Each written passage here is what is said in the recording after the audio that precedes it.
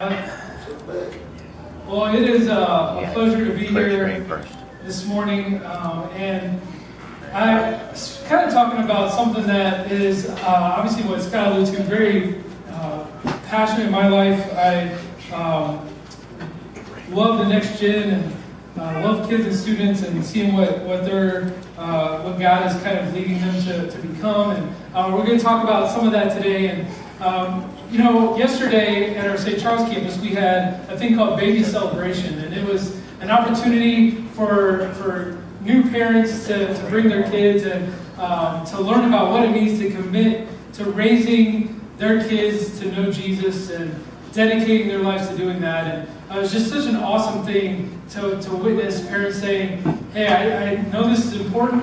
I see the value in raising our kids to know Jesus, and but also that they have a church that they're going to have that is going to come alongside them. And many of you that are parents, you know that it is a tough job to raise your kids and to raise your kids to know who Jesus is, and any help that you can get, and having a church family that comes alongside and says, hey, we're going to help you raise your kids and know who Jesus is in their life, and is a pretty important thing. And so to say that we're committing them to Jesus, but also to the church, to grow up and consistently be a part of this church will be the best for their lives. Worshiping, growing, and serving in this environment is a game changer. And if I'm going to be honest, we are talking about serving this morning, and really, to be completely truthful, serving is something that it does not come easy for me. And I would love, as a pastor, to stand up in front of me and say, oh, serving is just part of my DNA, and I just love helping people all the time, and that's just all I think about is serving others. And it is, in fact, hard, and it may not be hard for everyone, but I think in general, it is hard for most people. It's pretty difficult for me, and it's not something that I've realized comes natural in my life, and I've come to understand why it's not something that comes natural. You ready for this profound insight I've realized? I'm a little bit of a selfish person. And I know it's crazy, but I've realized that I'm a little bit of a selfish, not blatantly selfish, like I'm not going to snub you if you need help with something, but I'm also not going to always notice if you need help. And it might be because I'm noticing my own needs first, or my family's needs first. And there are those rare people out there that naturally notice other people's needs before their own. And they act on it. And you can find many of those rare people sitting here on Sunday mornings at Harvester. And I see them in action. They actually serve here weekly, and on a weekly basis they're putting other people's needs before their own. And I admire that. It's such an awesome thing. And sometimes we just have to confront that maybe that's something that we struggle with in order for God to move in us. My grandpa was one of those rare people that saw other people's needs before his own. And he's somebody that probably one of the people that I most admire in my life when he was here. And it was almost like he was on a mission to make other people's lives better than his own. And sometimes growing up as a kid, I'm going to be honest, it was just kind of annoying. And I would say this because, as a kid growing up, we would do stuff together. My grandpa was somebody that we loved to play golf of any form. So whether it was regular golf or miniature golf, we would go out and we would have fun and we would play golf together. And I don't know what it was, but it was almost like his real mission wasn't just to play golf with his grandson, but it was to make other people happy. And if someone, for me, if someone's walking behind me, like if I'm going into a store or at a gas station, if someone's walking behind me, I will hold the door open for them as long as they speed up a little, right? As long as I'm holding this, but I'm still walking, right? If you match my pace, I will serve you. But if you're going too slow, it's like, sorry, I gotta get in here and get my drink or something. And so that's kind of my mindset. That's always been. I've realized how terrible that is, but that's how I've realized I serve. Like if you match my pace, I'll serve you. And now my grandpa was the kind where he would just hold the door open for people, and he would just stop. And I would say, hey grandpa, like they're still at their car like a mile away in the parking lot, and we can go in, and he's like, you know what, you're right. hop in the golf cart. And he'd go out in the golf cart, pick them up, and bring them to the door. That was just the type of person that he was. He'd be the type to wait in the longest checkout lane just to talk to people and let other people go ahead. If he was around today to use the self-checkout lanes, he would, check his groceries out, but then he'd put on the apron, turn the light on, and just check other people out too, and serve others, because he was seriously one of the nicest, most generous, servant-hearted people I knew. And I think as a kid growing up, I didn't really appreciate that in him. But now looking back, I see what kind of person he really was. He was going out of his way to make other lives better. You see, my grandpa, he followed Jesus. And he followed him hard, and that meant something to him. It meant that other people mattered. Other people mattered to Jesus, therefore they mattered to him. And it's amazing watching someone live that way compared to what most people live, believing that they're the only ones that truly matter. I'd venture to say that most of us in here, we struggle with some sort of selfishness. And I say that because it's natural. Because if we all look out for ourselves, then no one else needs to look out for anyone else, right? Or maybe there are certain areas where we're on the clock serving when it comes to that. Like maybe when we clock out of that time, we're done thinking about others. Like we do our job to serve others, and when we leave that job, we're not thinking about others anymore. Or maybe we just feel like we have enough to worry about or handle in our own lives. Who has time to think about serving others? Maybe you just feel like I'm just trying to survive my own life. The question becomes, is this okay? Is it okay with God that serving is not something that we consistently do or care about?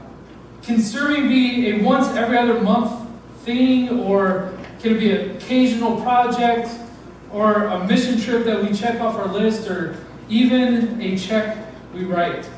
Maybe we think serving is for a certain type of person. Like we see people serving here at church every week, and there are people on stage that are obviously talented, so we think that serving is for the musically gifted only.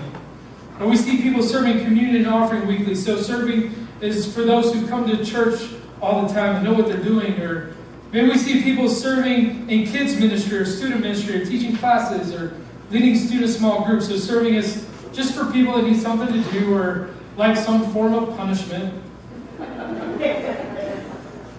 But the thing is, serving isn't just that. And maybe we think that serving is for the super spiritual only.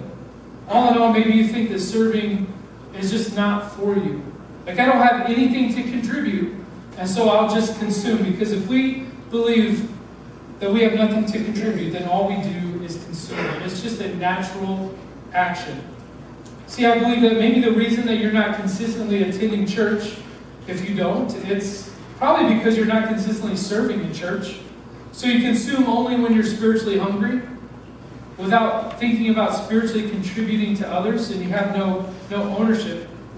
It's kind of like walking across the creek or pond, and you step on a stepping stone, and it's like coming into the church for the first time, and maybe the stepping stone is someone greeting you at the door, and you feel welcome, and you appreciate that, and you pick that stepping stone up, you take it with you, you step on the next one, and maybe it's someone offering you coffee or helping you find your seat or serving you communion offering. So you pick that stepping stone up and you walk to the next one. Maybe it's someone taking care of your kids while you're here, telling them about the love of Jesus, and you pick that stone up and you keep walking across, and as you're walking across, you're picking up these stones behind you, not realizing that maybe you're taking away something that someone else could be stepping on as well. They're just consuming.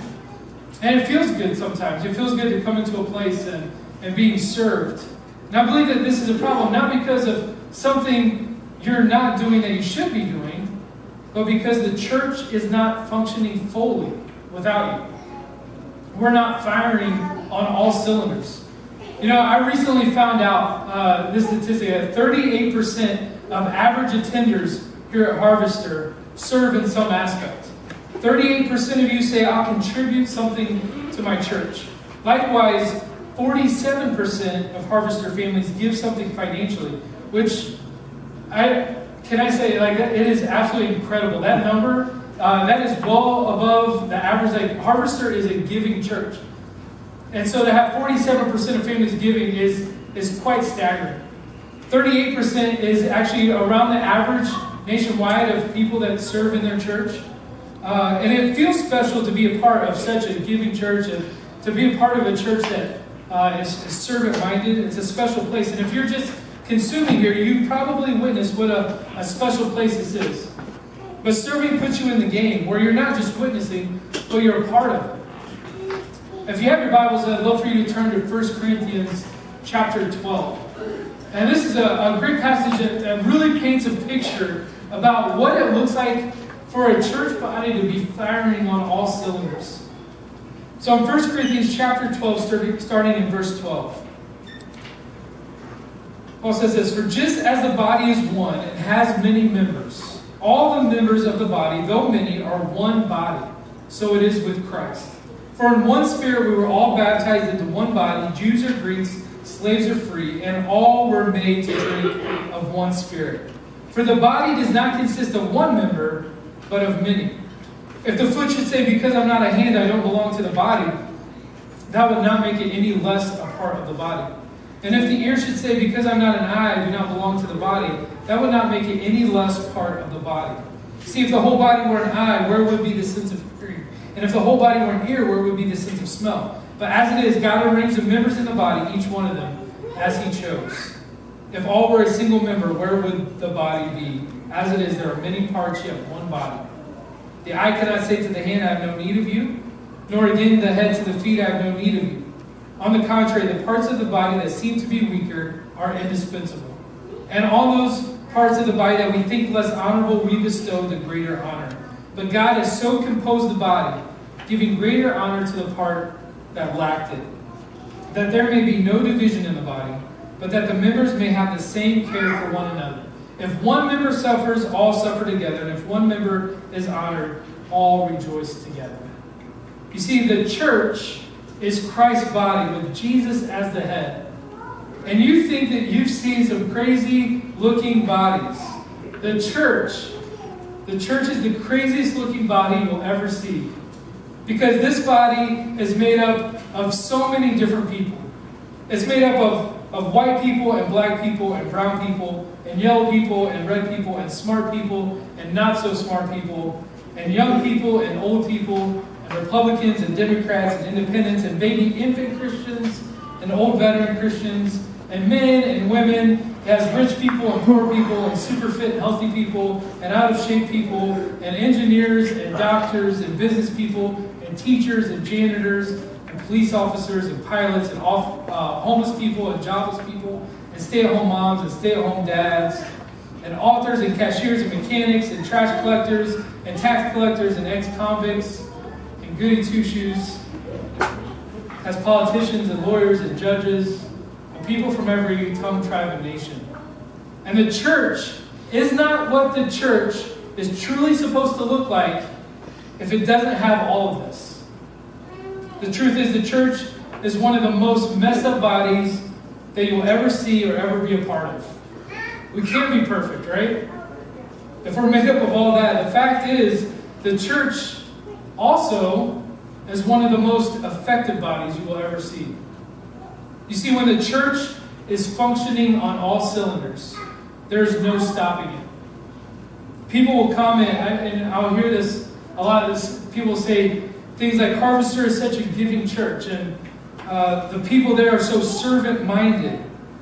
And that's at 47% giving and 38% serving. We're making a difference at that percentage. Can you picture what the church would look like at 100% giving and 100% serving? It's mind-boggling, right? It blows the mind of what the church could truly look like. And it's hard to picture. I believe that it would truly change the world. And if this church is making a difference at 47% giving and 38% serving, oh boy, let's try to picture it for a second, right? Every kid would be given the attention and care and discipleship they need, and every new family would be given the care and attention and discipleship they need, and every teen would be given caring adults in their lives outside of their parents, and you wouldn't ever have to open a door to this place again, because serving would just exude from every opening, right? The car door, the opening to the worship center, the bathroom door, maybe even bathroom stall doors. If people would just be serving like crazy around here, because that's how much people matter. And the truth is, it would just spill out of these doors into our neighborhoods and into the streets and our schools and our workplaces. You see, one way to see evidence of growth in Jesus in someone's life, in your life, is service. That's a great measuring stick. Because if you're taking notes, you can write this down. Because serving others says, I care and you matter. I care and you matter. And not because we don't say these things because it comes natural to us. We say these things because Jesus says that you care and you matter. Because we see what Jesus has done for us. And so we serve because you care and you matter. And it's not about me. Romans chapter 12, verse 3 says, For by the grace given to me, I say to everyone among you, not to think of himself more highly than he ought to think, but to think with sober judgment, each according to the measure of faith that God has assigned. For as in one body we have many members, and the members do not all have the same function. So we, though many, are one body in Christ, and individually members one of another, having gifts that differ according to the grace given to us. Let us use them.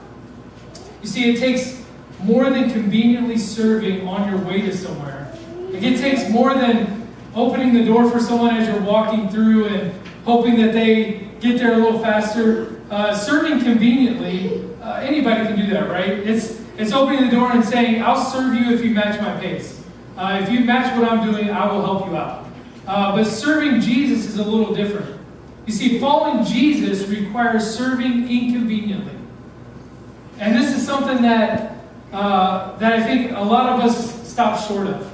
Because I can serve you if you match my pace. But serving Jesus says, I will match your pace. And I will slow down and I will stay here as long as it takes to serve. And that's the standard for following Jesus. Anyone can serve conveniently. But as Christ followers, we're called to something greater. And I believe it starts right here and it works its way out. See, there are countless ways to contribute to the church of people serving in the churches because much of it requires inconvenient serving. Maybe you've been approached to be a student leader, like maybe a student small group leader here at Harvester. And maybe someone's come up to you, maybe Jen's come up to you and said, hey, I think you would be great at working with middle school students. And maybe you're a middle school teacher. Your response is, you know what? I work with middle school students every day. Day in and day out. That is my job. And when I get here on the weekends, I need a break from working with middle school students. And so I'm going to decline because when I'm at church, I just need some me time. And I need a break.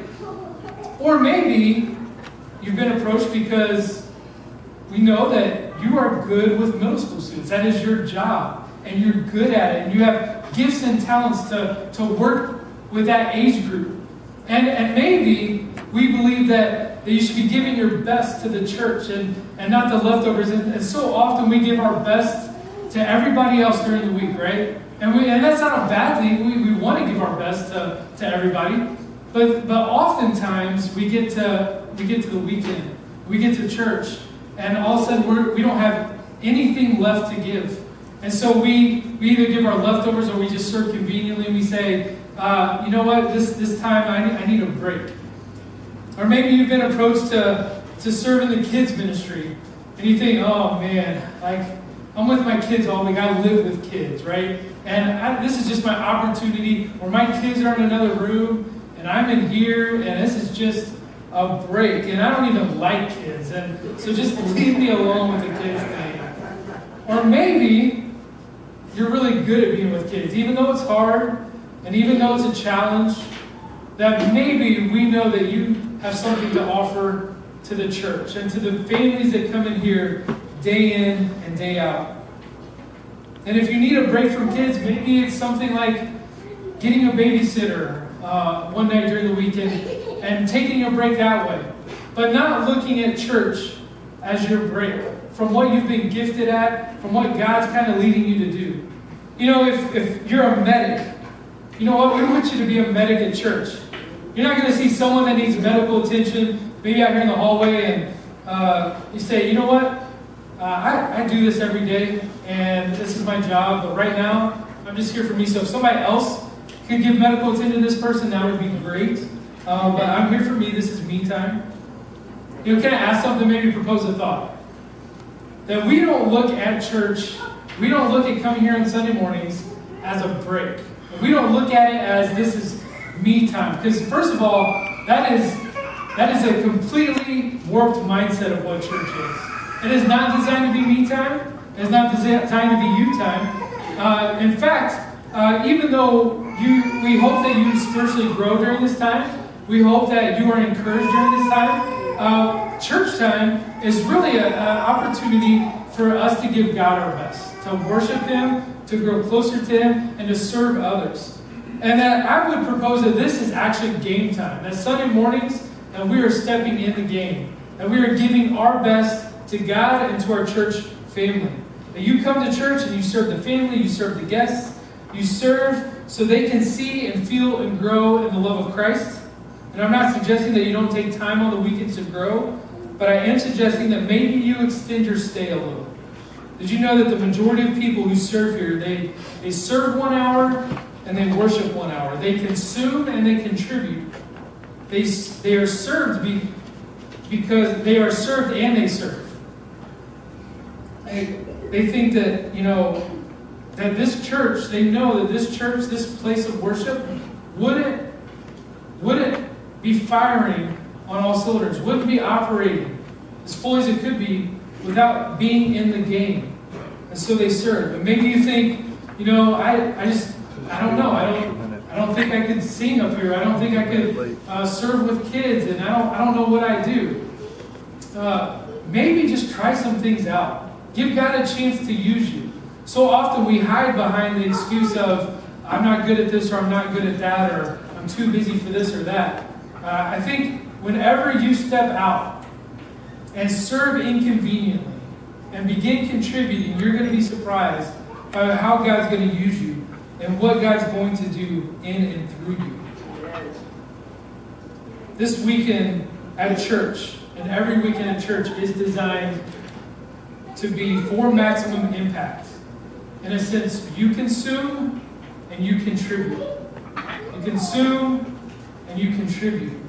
And the problem with more consumers than contributors is that contributors begin to lose opportunities to consume.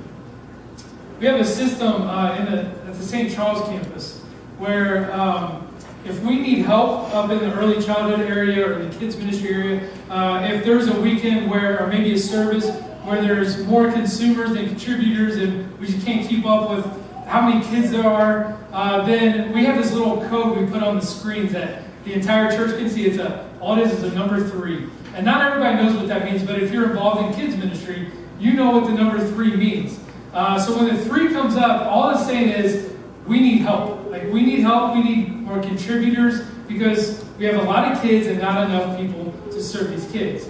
And so sometimes what I'd love to see, when I'm in the service and I see that 3 go up, it is amazing to see the people that just stand up or whatever they're doing, they stop consuming and they immediately go to help out. They could be in the middle of a sermon, it could be in the middle of worship time. You'll just see pockets of people begin to stop what they're doing and they go and they serve. And the 3 I always look at, it's kind of like a bat signal, right? It is just up there. And then Batmen and Batwomen, they kind of stand up and they go save the day. And it's awesome to watch people say, you know what, I'm here to worship and to grow, but man, our kids need help. And so I'm going to go serve them. I'm going to go help them, and I'm going to go contribute more. Do you know that in our kids ministry, 25 to 30% of all of our volunteers are teenagers? How incredible is that? 25 to 30. We have middle school and high school students who serve weekly in kids ministry. They get it, and they're contributing. I asked Julie this past week, ideally, how many more people would you have serving in kids ministry on Sunday morning on a weekly basis to be running 100%, to be firing on all cylinders? And after listing the volunteer spots, the number came out to 7 weekly people to be firing on all cylinders, or 14 people to serve twice a month, to be firing on all cylinders. You know, that number would shrink if you serve once a month, if you say, you know what, I can jump to twice a month. I can serve a little more. I talked to Jen Weibel, and she informed me that 7 more adults serving on Sunday nights in our student ministry on a weekly basis would help the student ministry to be firing on all cylinders.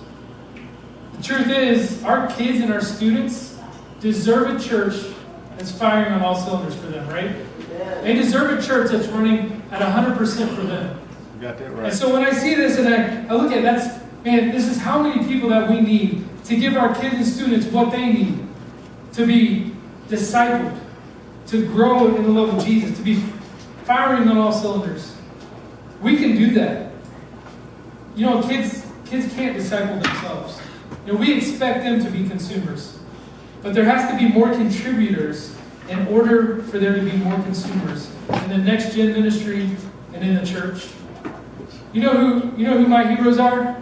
My heroes are all the kids and student volunteers that show up every single week.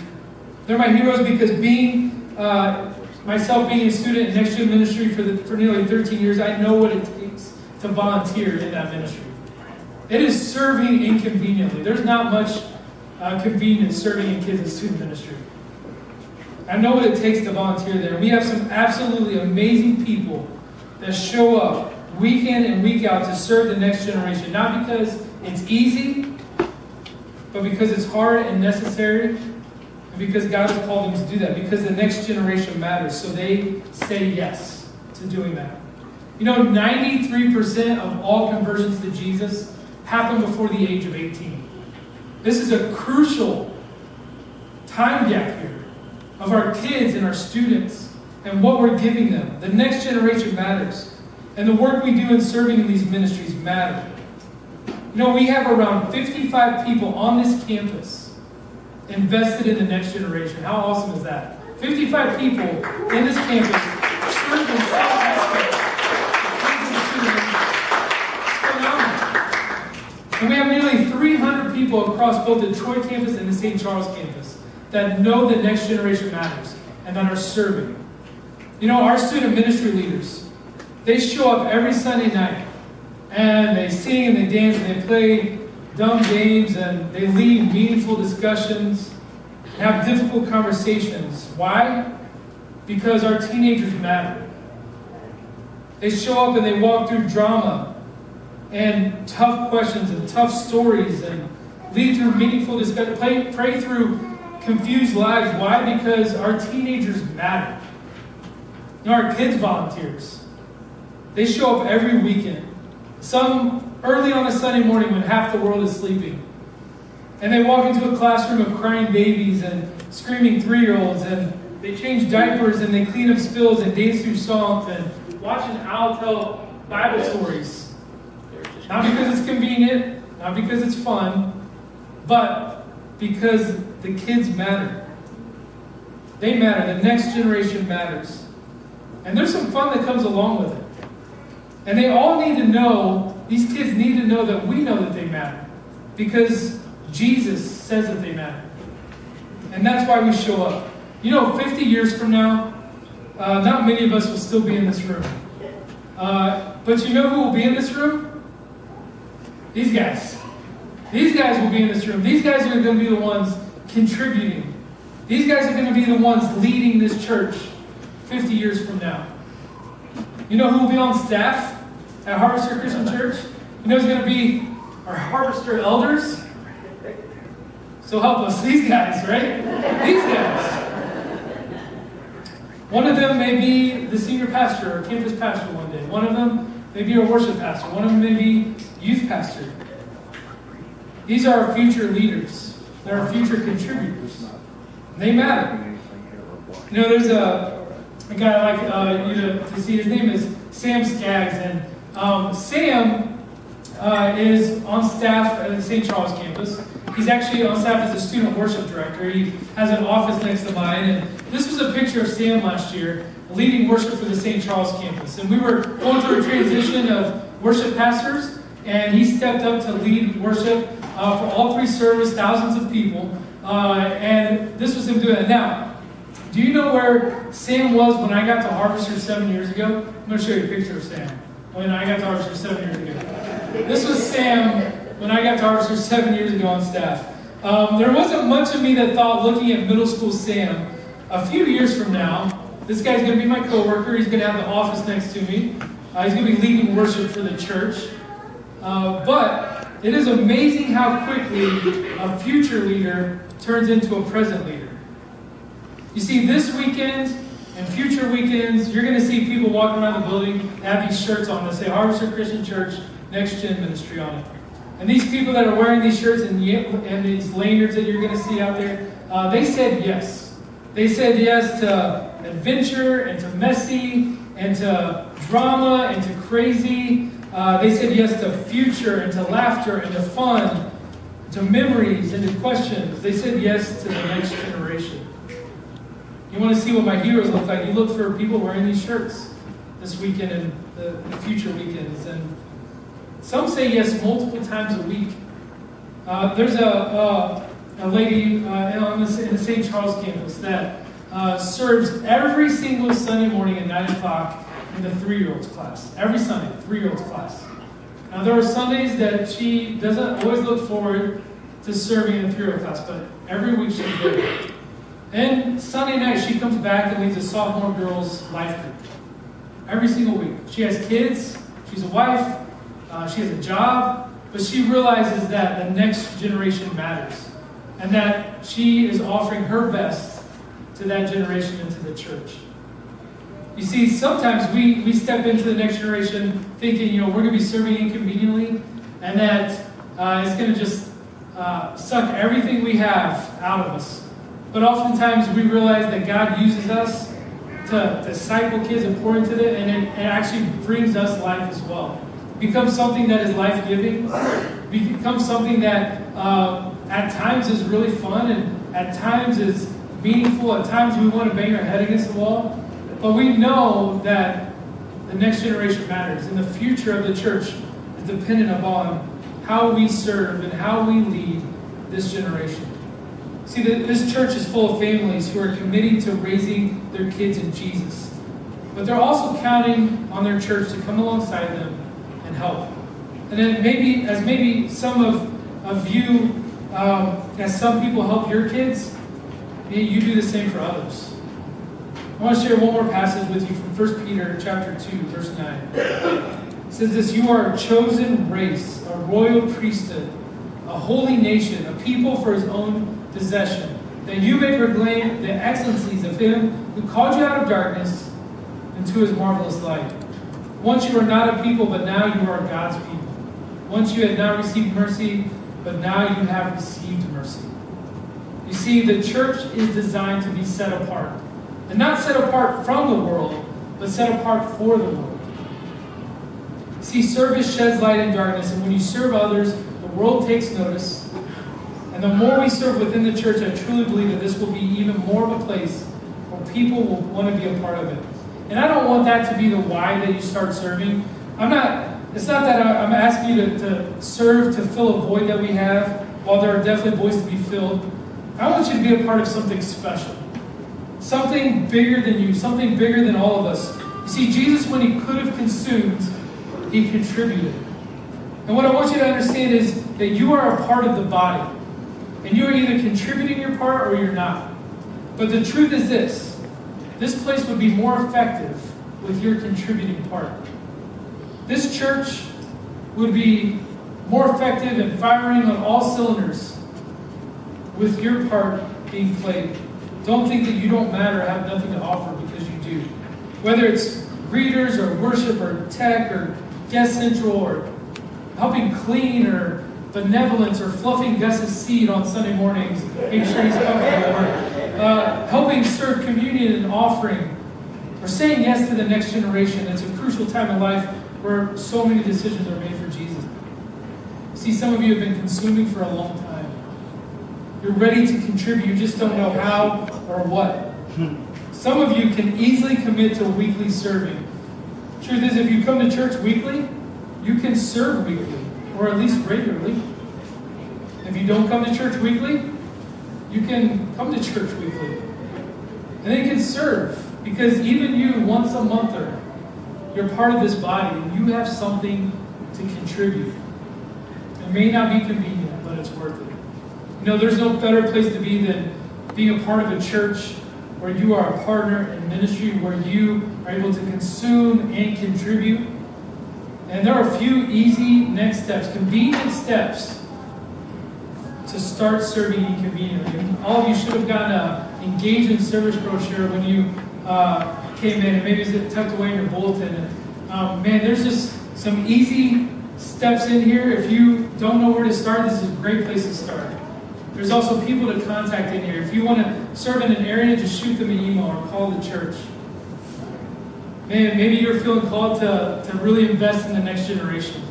And as soon as you leave here this morning, if you go out these doors and immediately look left, there's a Say Yes display there. Say Yes to the next generation. And Jen and Julie are going to be there. They'd love to talk to you about what it looks like to investing in kids and students at this church. And maybe it's just filling out a card and taking that step to saying, I'd like to learn more about what it looks like to serve with the kids and students here at Harvester. Because when you say yes to the next generation, you say yes to a lot of things. Here's one of them.